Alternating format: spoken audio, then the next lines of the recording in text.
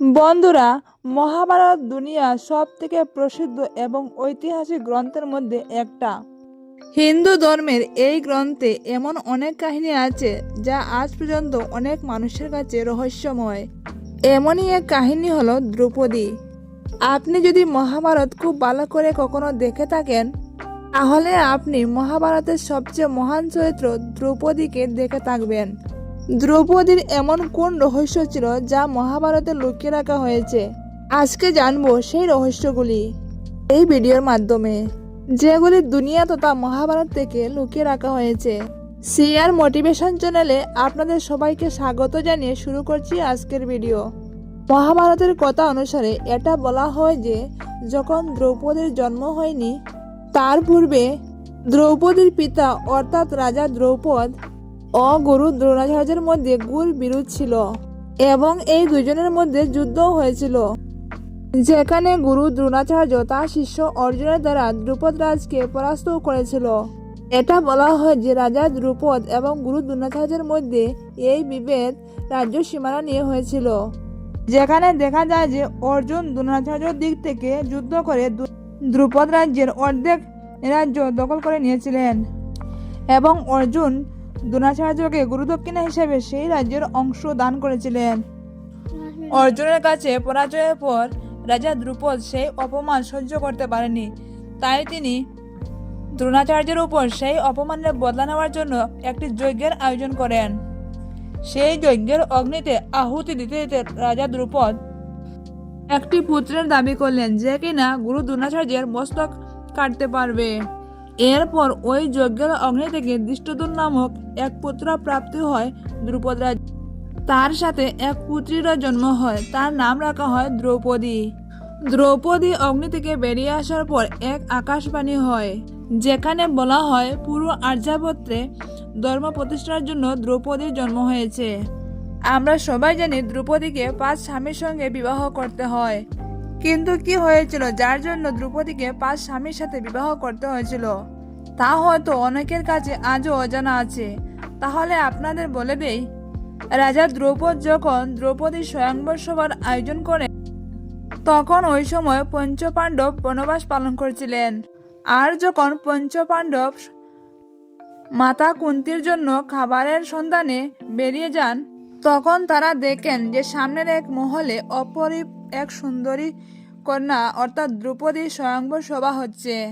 তখন ওই পঞ্চপাণ্ডব স্বয়ংবর সভায় গেলে তো আর অর্জুন স্বয়ংবরের শর্তগুলি মেনে দ্রৌপদীকে পান এবং তারপর 4 ভাইয়ের সাথে দ্রৌপদীকে নিয়ে মাতা কুন্তির সামনে পৌঁছান। 5 পাণ্ডব যখনই দ্রৌপদীকে মাতা কুন্তির কাছে নিয়ে গেলেন, তখন তারা মাতা কুন্তিকে বলে, মাতা দেখো, আজ তোমার জন্য আমরা কি নিয়ে এসেছি।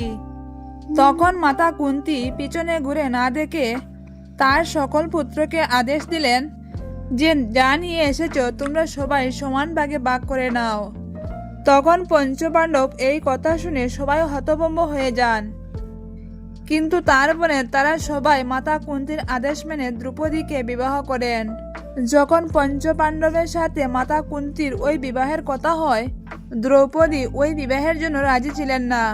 তারপর দ্রৌপদী পঞ্চপাণ্ডবকে বিবাহ করার জন্য রাজি হন এবং তাদের উদ্দেশ্যে একটি শর্ত রাখেন, যেখানে দ্রৌপদী বলেন যে আমি সবার সাথে বিবাহ করতে প্রস্তুত হব, কিন্তু আপনাদের মধ্যে কেউ অন্য কোনো স্ত্রীকে বিবাহ করে ইন্দ্রপ্রস্থে নিয়ে আসতে পারবেন না। এই জন্যই পঞ্চপাণ্ডবের পত্নী হিসাবে দ্রৌপদী ইন্দ্রপ্রস্থে একমাত্র রানী ছিলেন।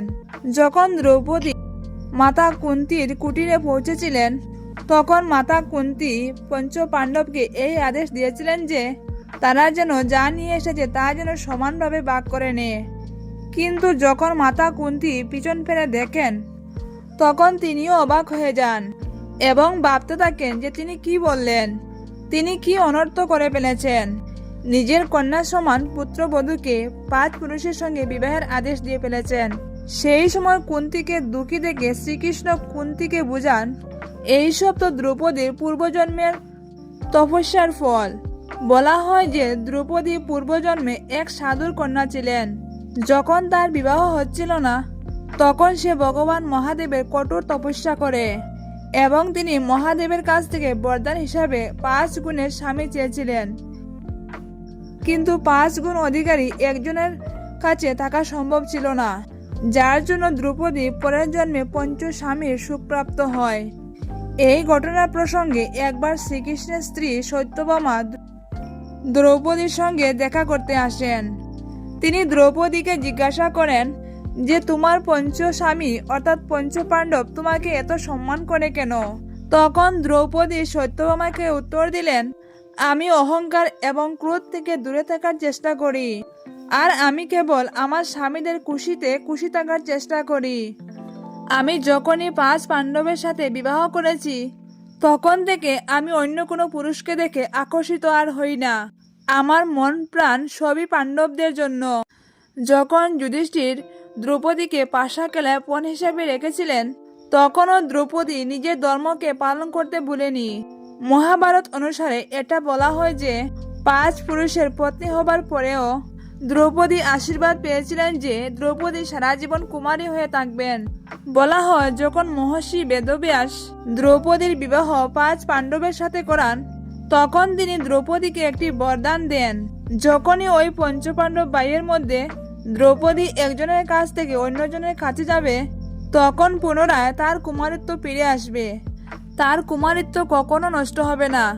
মহাভারতে এটা বলা হয় যে দ্রৌপদী যখন পঞ্চ পাণ্ডবের সাথে বিবাহ করে নিজের মহলে এসেছিলেন তখন 5 পাণ্ডবকে দ্রৌপদী এটা বলেছিলেন যে এক এক তিথিতে দ্রৌপদী এক এক পাণ্ডবের সাথে নিবাস করবেন, আর যখন কেউ এই নিয়মকে মানবে না তখন তাকে বনবাসে থেকে কঠোর ব্রহ্মচর্য পালন করতে হবে। তারপর একদিন এক তিথিতে যুধিষ্ঠির নিজের কক্ষে দ্রৌপদীর সাথে আনন্দে বিভোর হয়েছিলেন। ঠিক ওই দিন গভীর রাত্রে অশ্বসেন ইন্দ্রপ্রস্থের রাজ্যবাসীর উপর আক্রমণ করে। তখন অর্জুন অশ্বসেনের বধ করার জন্য তার গান্ডি বাঁধতে যুধিষ্ঠিরের কক্ষে প্রবেশ করে, এবং যখন সে দ্রৌপদীর কক্ষে প্রবেশ করে তখন সে দেখতে পায় তার জ্যেষ্ঠ ভ্রাতা যুধিষ্ঠির দ্রৌপদীর সাথে গভীর মিলনে আচ্ছন্ন হয়ে আছে। এইভাবে অর্জুন দ্রৌপদীর নিয়ম ভঙ্গ করে। সেই জন্য অর্জুনকে সাজাস্বরূপ 1 বছরের জন্য ব্রহ্মচর্য পালনের জন্য বনবাসে যেতে হয়। আবারও এক মহাভারতের অধ্যায় থেকে জানা যায় যুধিষ্ঠির নিজের কক্ষে দ্রৌপদীর সাথে যখন মিলনে আবদ্ধ ছিল তখন তার জুতোজোড়া বাইরে পড়েছিল। তো কোথা থেকে এক কুকুর এসে যুধিষ্ঠিরের জুতোজোড়া নিয়ে চলে যায়। ওই সময় অর্জুন দ্রৌপদীর কক্ষের দিকে আসছিলেন। তখন অর্জুন বাইরে থেকে কোনো জুতোজোড়া দেখতে না পেয়ে তার মনে হয় দ্রৌপদীর কক্ষে কেউ নেই। তাই অর্জুন দ্রৌপদীর কক্ষের ভিতরে প্রবেশ করে, আর তিনি যখন কক্ষে প্রবেশ করেন তখন তিনি দেখতে পান তার জ্যেষ্ঠ ভ্রাতা যুধিষ্ঠির এবং দ্রৌপদী গভীর আনন্দে বিভোর হয়ে আছেন।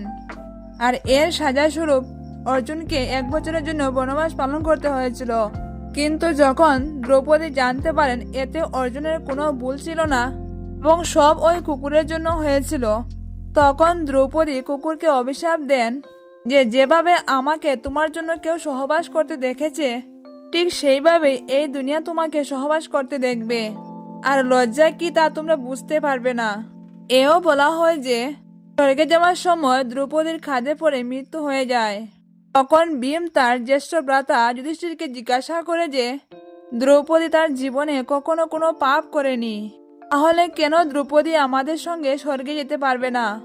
তার উত্তরে যুধিষ্ঠির বলেন, দ্রৌপদী আমাদের 5 পাণ্ডবের মধ্যে অর্জুনকে সবচেয়ে বেশি ভালোবাসত, আর তা আমাদের কাছ থেকে লুকিয়েছিলেন। এই জন্য দ্রৌপদী স্বর্গে যেতে পারবেন না। এছাড়া এও বলা হয় যে দ্রৌপদী কর্ণের প্রেমের রহস্য লুকিয়ে রেখেছিলেন। যখন দ্রৌপদী পঞ্চ পাণ্ডবের সাথে 12 বছরের বনবাস কাটাচ্ছিলেন তখন তারা এক জঙ্গলের মধ্যে দিয়ে যাচ্ছিলেন। সেই জঙ্গলের এক স্থানে তারা একটি জামের গাছ দেখতে পায়, আর ওই জাম গাছে কেবলমাত্র একটি জামের গুচ্ছ ছিল। তা দেখে দ্রৌপদী ওই জাম নিজের আহারের জন্য পেড়ে নেয়। তখনই ওইখানে প্রকট হন ভগবান শ্রীকৃষ্ণ, আর শ্রীকৃষ্ণ দ্রৌপদীকে বলেন এক সাধু 12 বছর তপস্যা করে ওই জামগুলিকে খাবেন, কিন্তু তুমি তা পেড়ে নিয়েছ। ওই সাধুর অভিশাপের শিকার হতে হবে। তারপর শ্রীকৃষ্ণ বলেন যদি তুমি গাছের নিচে গিয়ে এমন কিছু সত্যি কথা বলো যা তুমি সবার কাছ থেকে লুকিয়ে রেখেছো, তাহলে ওই গাছে পুনরায় জামের গুচ্ছ ফিরে আসবে। শ্রীকৃষ্ণের কথা মতো দ্রৌপদী জামের গাছের কাছে আসেন এবং এখানে দাঁড়িয়ে এসে বলেন, আমার পঞ্চস্বামী আমার জ্ঞানেন্দ্রিয় সমান, কিন্তু তারপরেও আমার জন্য তাদের এত কষ্ট সহ্য করতে হচ্ছে। যখন এই কথা শোনার পর জামের গুচ্ছ পুনরায় জাম গাছে ফিরে আসলো না, তখন শ্রীকৃষ্ণ দ্রৌপদীকে বললেন, তুমি এখনো কিছু লুকিয়ে যাচ্ছ। তখন দ্রৌপদী 5 পাণ্ডব আর শ্রীকৃষ্ণের সামনে বললেন, আমার যখন বিবাহ হয়নি তখন পঞ্চ পাণ্ডব ছাড়াও এক পুরুষ ছিল যাকে আমি পঞ্চ পাণ্ডবের থেকেও বেশি ভালোবাসতাম। আর ওই পুরুষ অন্য কেউ নয়, বরং স্বয়ং অঙ্গরাজ কর্ণ। কেবল সুতপুত্র হওয়ার জন্য আমি তাকে বিবাহ করিনি। দ্রৌপদীর এই কথা শুনে পঞ্চ পাণ্ডব অবাক হয়ে যায়। আর শ্রীকৃষ্ণের কথা অনুসারে জামের গুচ্ছ পুনরায় জাম গাছে ফিরে আসে। প্রিয় দর্শক, আশা করছি ভিডিওটি আপনাদের সকলের ভালো লেগেছে। দ্রৌপদী সম্পর্কে আপনাদের কি ধারণা তা অবশ্যই কমেন্টে জানাবেন। আর ভিডিওটি যদি ভালো লাগে তাহলে অবশ্যই একটি লাইক করবেন। জয় শ্রীকৃষ্ণ। রাধে রাধে। ধন্যবাদ।